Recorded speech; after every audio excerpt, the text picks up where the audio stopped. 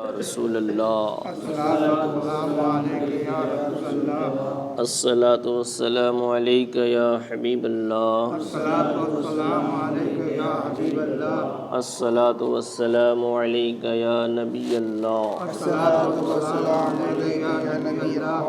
صلی اللہ تعالی علیہ وسلم۔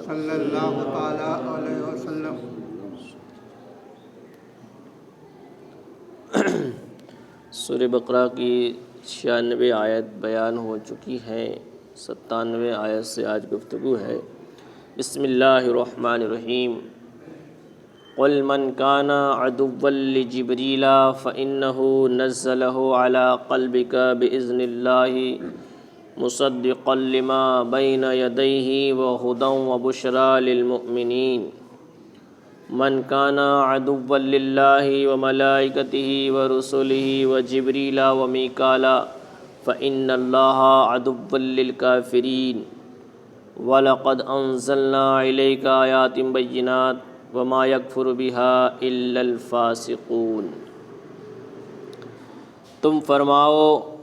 تم فرما دو جو کوئی جبریل کا دشمن ہو تو اس جبریل نے تو تمہارے دل پر اللہ کے حکم سے یہ قرآن اتارا، اگلی کتابوں کی تصدیق فرماتا اور ہدایت و بشارت مسلمانوں کو۔ جو کوئی دشمن ہو اللہ اور اس کے فرشتوں اور اس کے رسولوں اور جبریل اور میکائیل کا تو اللہ دشمن ہے کافروں کا۔ اور بے شک ہم نے تمہاری طرف روشن آیتیں اتاری اور ان کے منکر نہ ہوں گے مگر فاسق لوگ۔ اب اللہ تبارک و تعالی یہاں سے حضرت جبریل علیہ السلام کے بارے میں ارشاد فرماتا ہے کہ جبریل کے بارے میں یہودیوں نے ایک بات گڑھ لی تھی کہ جبریل جو ہیں یہ فرشتے ہیں تو اللہ کی طرف سے عذاب لے کر ہمارے اوپر آ جاتے ہیں، تو انہوں نے ہمارے ساتھ ہماری وعدہ خلافی کی ہے، عہد شکنی کی ہے۔ تو اس طریقے کی باتیں وہ کرتے تھے اور کہتے تھے کہ جبریل کے ذریعے سے ہمیں نقصان پہنچتا ہے۔ تو اللہ تبارک و تعالیٰ نے فرمایا کہ جبریل تو قرآن لے کر کے آتے ہیں، اللہ کا حکم لے کر کے آتے ہیں، اور ایسا حکم لے کر کے آتے ہیں جو تمہاری کتابوں کی تصدیق کرتا ہے۔ کلام پاک جو لاتے ہیں اس کلام پاک میں تمہاری کتابوں کا بھی ذکر ہے اور بیان کیا گیا ہے، اور ایسا بیان ہے کہ اس میں مومنین کے لیے ہدایت ہے اور بشارت ہے۔ اور پھر فرمایا کہ جو کافر لوگ ہیں اور اللہ سے دشمنی رکھیں، فرشتوں سے دشمنی رکھیں، جبریل سے، میکائیل سے، تو اللہ تعالیٰ ان کا دشمن ہے۔ یہ آیت جو ہے قل من کان عدوا لجبریل، تم فرما دو جو کوئی جبریل کا دشمن ہو، تو یہ آیت جو ہے اس آیت کا شان نزول یہ ہے کہ یہودیوں کے عالم عبداللہ بن سوریہ نے حضور سید عالم صلی اللہ تعالیٰ علیہ وسلم سے کہا آپ کے پاس آسمان سے کون فرشتہ آتا ہے؟ تو حضور نے فرمایا جبریل امین آتے ہیں۔ عبداللہ بن سوریہ نے جو یہودیوں کا عالم تھا اس نے حضور سے پوچھا کہ تمہارے پاس کون سا فرشتہ آتا ہے اللہ کا حکم لے کر؟ حضور نے فرمایا حضرت جبریل علیہ السلام آتے ہیں۔ تو ابن سوریہ نے کہا کہ وہ ہمارا دشمن ہے۔ حضرت جبریل علیہ السلام کے بارے میں کیا کہا کہ وہ تو ہمارا دشمن ہے۔ کیوں دشمن ہے؟ کہتا ہے کہ وہ تو عذاب شدت اور خسف اتارتا ہے، یعنی اللہ اس کے ذریعے سے عذاب بھیجتا ہے، وہ ہمارے اوپر عذاب لاتا ہے اور ڈال دیتا ہے، یا اللہ تبارک و تعالیٰ اسے حکم فرماتا ہے کہ اس بستی کو الٹ دو تو وہ بستی کو الٹ دیتے ہیں، ختم کر دیتے ہیں۔ یہ تو ہمارے لیے کیا ہے، عذاب لے کر کے آتے ہیں، خسف اتارتا ہے، دھنسا دیتے ہیں، مطلب پوری کی پوری بستیاں اجاڑ دیتے ہیں اللہ کے حکم سے۔ تو یہ ہمارا کیا ہے، دشمن ہے۔ اس نے کہا، عبداللہ بن سوریہ نے کہا، کئی مرتبہ ہم سے عداوت کر چکا ہے۔ یہ کیا کہتا ہے کہ یہ فرشتہ جو کئی مرتبہ ہم سے عداوت کر چکا ہے، دشمنی کر چکا ہے۔ اگر آپ کے پاس میکائیل آتے، اس یہودی عالم نے کیا کہا، جبریل آتے ہیں یہ تو ہم کو منظور نہیں ہے، ہم کو قبول نہیں ہے۔ اگر میکائیل آتے، میکائیل علیہ السلام آتے اللہ کا حکم لے کر، تو ہم آپ پر ایمان لے آتے، ہم آپ پر ایمان لے آتے۔ تو اللہ تبارک و تعالیٰ نے ارشاد فرمایا کہ جو جبریل کا دشمن ہے وہ میکائیل کا بھی دشمن ہے۔ ایسا تھوڑی نا کہ جبریل کا دشمن ہو اور میکائیل کا دشمن نہ ہو، تو جو جبریل کا دشمن ہوگا وہ میکائیل کا بھی دشمن ہوگا۔ تو اللہ تبارک و تعالیٰ نے آیت نازل فرمائی، قُلْ مَنْ كَانَ عَدُوًّا لِجِبْرِيلَ، تم فرما دو جو کوئی جبریل کا دشمن ہو تو اس جبریل نے تو تمہارے دل پر اللہ کے حکم سے قرآن اتارا ہے، اس کا کیوں کوئی دشمن بنتا ہے؟ اور ایسا قرآن اتارا جو اگلی کتابوں کی تصدیق فرماتا ہے، اور اس کے اندر ہدایت اور بشارت ہے مسلمانوں کو، مسلمانوں کے لیے اس کے اندر کیا ہے، ہدایت ہے اور بشارت ہے، خوشخبری ہے۔ تو یہودیوں کی عداوت جبریل کے ساتھ بے معنی ہے، کوئی مطلب نہیں ہے اس کا، بلکہ اگر انہیں انصاف ہوتا، یہودیوں کو انصاف ہوتا، ان کو انصاف پسند ہوتا، تو وہ جبریل امین سے محبت کرتے، دشمنی نہ کرتے۔ کیوں؟ ان کو تو جبریل علیہ السلام سے محبت کرنی چاہیے اور ان کے شکر گزار ہونا چاہیے، کیونکہ وہ تو ایسی کتاب لائے ہیں، حضرت جبریل ایسی کتاب لائے ہیں جس سے ان کی کتابوں کی تصدیق ہوتی ہے، ان کی کتابوں کی تصدیق ہوتی ہے کہ ان کی کتابوں کی سچائی بیان کی جاتی ہے اس کتاب کے اندر، قرآن کے اندر۔ تو انہیں جبریل کا دشمن نہیں ہونا چاہیے، انہیں تو اور خوش ہونا چاہیے کہ جبریل ایسی کتاب لاتے ہیں جو ان کی کتابوں کی تصدیق کرتی ہے۔ اور بشرا للمؤمنین فرمانے میں یہودیوں کا رد ہے۔ اللہ نے فرمایا وبشرا ہدم وبشرا للمؤمنین، ہدایت اور بشارت ہے مسلمانوں کو۔ تو اس میں یہودیوں کا کیا ہے، رد ہے کہ اب تو جبریل ہدایت اور بشارت لا رہے ہیں، اب جبریل جو ہیں عذاب نہیں لا رہے ہیں، اب تو وہ ہدایت اور بشارت لے کر کے آ رہے ہیں، پھر بھی تم عداوت سے باز نہیں آتے، پھر بھی تم دشمنی سے باز نہیں آ رہے ہو۔ تو اس میں ان کا کیا ہے، رد ہے۔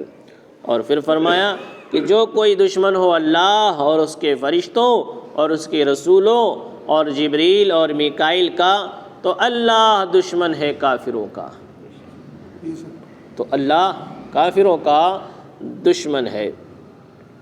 تو اس آیت کا شان نزول کیا ہے، فَإِنَّ اللَّهَ عَدُوٌّ لِلْكَافِرِينَ، تو اللہ دشمن ہے کافروں کا۔ اس آیت کا شان نزول یہ ہے کہ یہ آیت ابن سوریہ یہودی کے جواب میں نازل ہوئی۔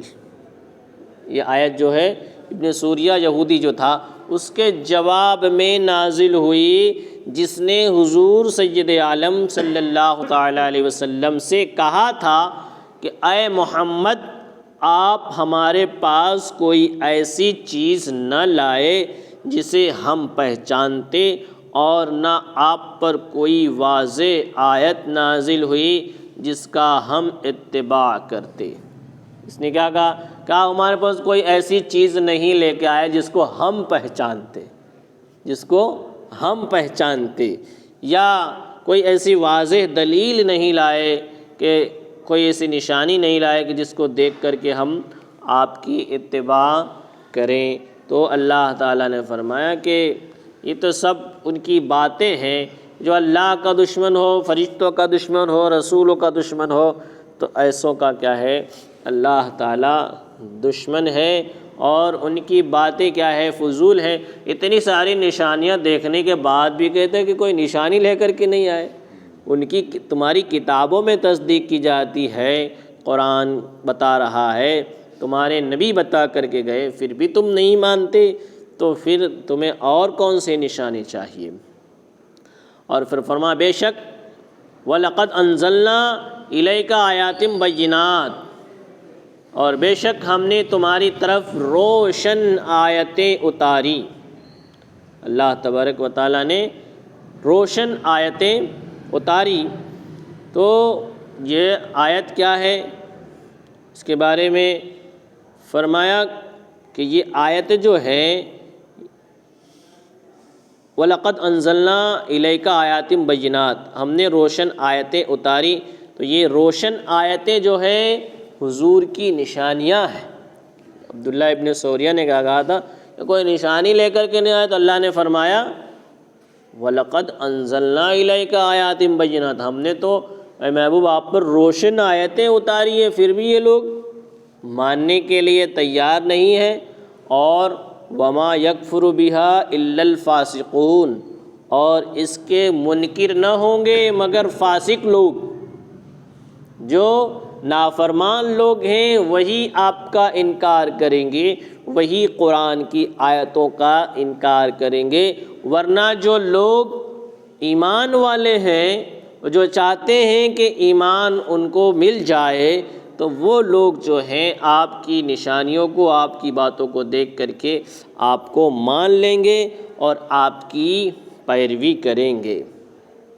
اَوَ كُلَّمَا عَاهَدُوا عَهْدًا نَبَذَهُ فَرِيقٌ مِّنْهُمْ بَلْ أَكْثَرُهُمْ لَا يُؤْمِنُونَ، اور کیا جب کبھی کوئی عہد کرتے ہیں ان میں کا ایک فریق اسے پھینک دیتا ہے، بلکہ ان میں بیشتروں کو ایمان نہیں ہے، بہت سارے لوگوں کو اس میں ایمان نہیں ہے۔ یہ آیت، اس آیت کا شان نزول یہ ہے کہ یہ آیت مالک بن سیف یہودی کے جواب میں نازل ہوئی۔ اور کیا جب کبھی کوئی عہد کرتے ہیں تو ان میں کا ایک فریق، ایک گروہ، ایک جماعت اسے پھینک دیتا ہے، بلکہ ان میں سے بہت سارے لوگوں کو علم نہیں ہے، جانتے نہیں ہیں۔ تو یہ آیت جو ہے مالک بن سیف یہودی کے جواب میں نازل ہوئی ہے، جب حضور سید عالم صلی اللہ تعالی علیہ وسلم نے یہود کو اللہ کے وعدے یاد دلائے، اللہ کا وہ عہد یاد دلائے جو حضور پر ایمان لانے کے متعلق تھے، تو ابن سیف نے عہد ہی کا انکار کر دیا۔ حضور نے یاد دلایا کہ تم سے اللہ نے وعدہ لیا تھا کہ جب میں آ جاؤں گا، آخری نبی آ جائیں گے، تو تمہیں ان کی پیروی کرنی ہوگی، ان کی باتوں کو ماننا ہوگا۔ اب جب میں آ گیا ہوں تو تم انکار کیوں کرتے ہو؟ حضور نے وہ وعدہ یاد دلایا، وہ عہد یاد دلایا، تو مالک بن سیف یہودی جو تھا اس نے وعدے کا ہی انکار کر دیا، کہا کہ ہم نے تو کوئی ایسا وعدہ کیا ہی نہیں تھا۔ تو اللہ نے فرمایا کہ ایسے لوگ جو ان میں کا ایک فریق جو ہے انکار کرتا ہے اور اللہ کے حکم کو پھینک دیتا ہے، پس پشت ڈال دیتا ہے، اور ان میں سے بہت سارے لوگ تو ایسے ہی ہیں جن کو علم نہیں ہے، جو ایمان نہیں رکھتے۔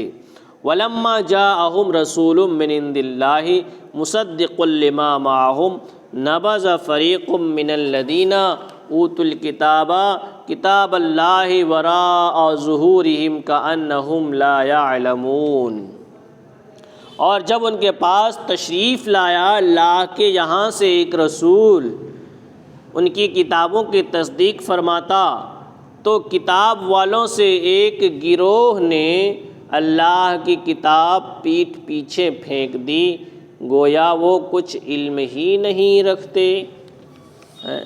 تو اللہ نے فرمایا کہ اور جب تمہارے پاس تشریف لایا اللہ کے یہاں سے ایک رسول، کون؟ حضور سید عالم صلی اللہ تعالی علیہ وسلم، مصدق لما معہم، جو ان کی کتابوں کی تصدیق فرماتا ہے، یعنی پچھلی کتابوں کی تصدیق فرماتا ہے۔ سید عالم صلی اللہ تعالی علیہ وسلم توریت اور زبور وغیرہ کی تصدیق فرماتے تھے، اور خود ان کتابوں میں بھی حضور کی تشریف آوری کی بشارت اور آپ کے اوصاف اور احوال کا بیان تھا۔ اس لیے حضور کی تشریف آوری اور آپ کا وجود مبارک ہی ان کتابوں کی تصدیق ہے۔ تو حال اس کا مقتضی تھا کہ حضور کی آمد پر حضور کی آمد پر اہل کتاب کا ایمان اپنی کتابوں کے ساتھ اور زیادہ پختہ ہو جاتا، مگر اس کے برعکس انہوں نے اپنی کتابوں کے ساتھ بھی کفر کیا۔ اور صدیق کا قول ہے کہ جب حضور کی تشریف آوری ہوئی تو یہود نے توریت سے مقابلہ کر کے توریت اور قرآن کو مطابق پایا تو توریت کو بھی چھوڑ دیا۔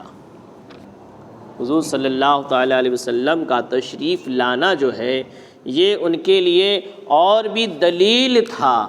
اب جب حضور تشریف لے آئے اور حضور کے سارے اوصاف اس کے اندر موجود تھے جو قرآن کے اندر اور پچھلی کتابیں موجود تھے، اور قرآن اس کی تصدیق فرماتا تھا، تو اب اہل ایمان کو کیا چاہیے تھا؟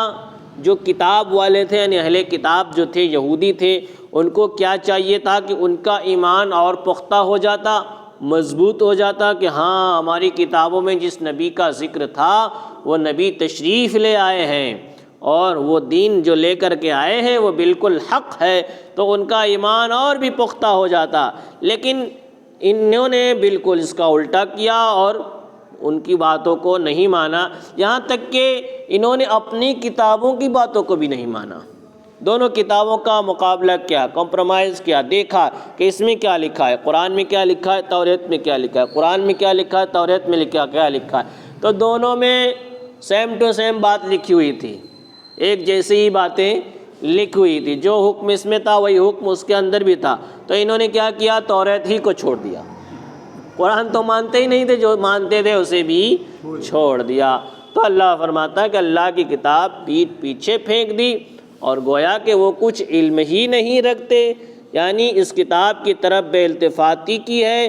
اور سفیان ابن عیینہ نے کا قول یہ ہے کہ یہود نے توریت کو حریر اور دیبا کے ریشمی غلافوں میں زر و سیم کے ساتھ مطلع مزین کر کے رکھ لیا اور اس کے احکام کو نہ مانا، یہاں تک کہ یہودیوں نے توریت کی باتوں کو تو مانا نہیں، اب اس کو خوب سجا سوار کر کے چاندی سونے کے پانی سے اس کو سنوار کر کے اور ریشم کے دھاگوں میں، ریشم کے کپڑے میں لپیٹ کر کے اس کو رکھ دیا سلامتی کے ساتھ، کہ اب اس کے احکام کو کے اوپر بھی انہوں نے عمل نہیں کیا۔ تو اس قسم کے کیا تھے، یہودی تھے، اور وہ باتوں کو مانتے نہیں تھے، اور انہوں نے اسی وجہ سے حضور کی تشریف آوری پر بھی حضور کو نہیں مانا۔ جو اپنی کتابوں کو نہیں مانتے تو پھر بعد میں آنے والی کتاب کو وہ کیا مانتے؟ تو اس لیے اللہ تبارک و تعالیٰ نے ان سارے لوگوں کی حکایتوں کو قرآن میں ذکر فرما دیا کہ جن کے دلوں میں کفر ہے وہ ماننے والے نہیں ہیں، اور جو ماننے والے ہیں تو انہیں راہ ہدایت مل جاتی ہے، وہ ایمان کے دامن سے وابستہ ہو جاتے ہیں۔ اللہ تبارک و تعالیٰ کی بارگاہ میں دعا کہ مولا جو کچھ بھی بیان ہوا اسے ہمیں سمجھنے کی توفیق عطا فرما، قرآن کے فیضان سے مالا مال فرما، علم دین کی لازوال دولت سے مالا مال فرما، ہمیں جو بیمار ہیں انہیں شفائے کاملہ عاجلہ کلیہ دائمہ عطا فرما، ہم سب کو ایمان پر خاتمہ نصیب فرما۔ اللہم ربنا تقبل منا انک انت السمیع العلیم وتب علینا انک انت التواب الرحیم برحمتک یا ارحم الراحمین۔